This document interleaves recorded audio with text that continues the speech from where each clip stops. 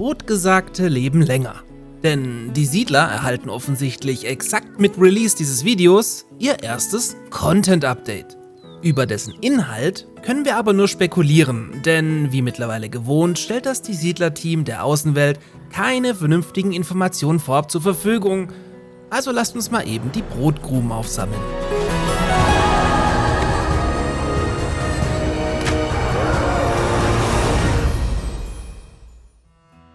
Wie schon mal an anderer Stelle hier erwähnt, konnte sich das die Siedler-Team mit dem Release der Konsolenversion etwas freischwimmen.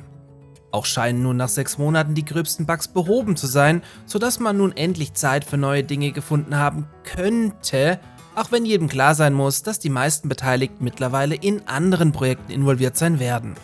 Jedenfalls erscheint am 27.07.2023 um 14 Uhr, also mit Release dieses Videos, das sogenannte Content Update Festival der Blumen, welches mit euch den Sommer und die, Zitat, Öffnung der Knospen und die volle Pracht der Natur feiern möchte. Wer denkt sich eigentlich so einen Scheiß aus?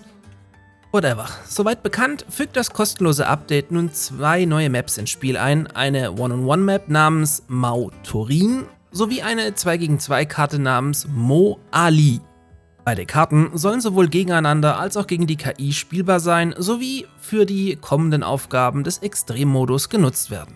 Festival der Blumen steht dabei auch für ein zeitlich begrenztes Event, in welchem ihr Zaubertränke gemeinsam mit der ganzen Community sammeln sollt. Wird also bis zum 10.08. eine Summe X an Zaubertränken gesammelt, könnt ihr euch anschließend was Schickes Sinnloses im Ingame-Shop aussuchen oder so ähnlich. Diese Zaubertränke lassen sich laut Gerüchten rein optional nebenher im Spiel in der neuen Bärenpresse herstellen, die naheliegend Beeren als Eingangsware benötigen könnte. Ob die Bärenpresse damit ein neues Gebäude ist oder schlichtweg nur eine simple Landmark auf den beiden neuen Karten, ist aber überhaupt nicht klar. Eine neue, fest ins Spiel integrierte Warenkette, wie man sich das wünschen würde, scheint es aber nicht geworden zu sein. Aber Ubisoft wäre nicht Ubisoft, wenn man euch nicht noch großspurig 10 neue Gegenstände für den Store als absolutes Highlight anpreisen würde, um dieses Content-Update abzurunden.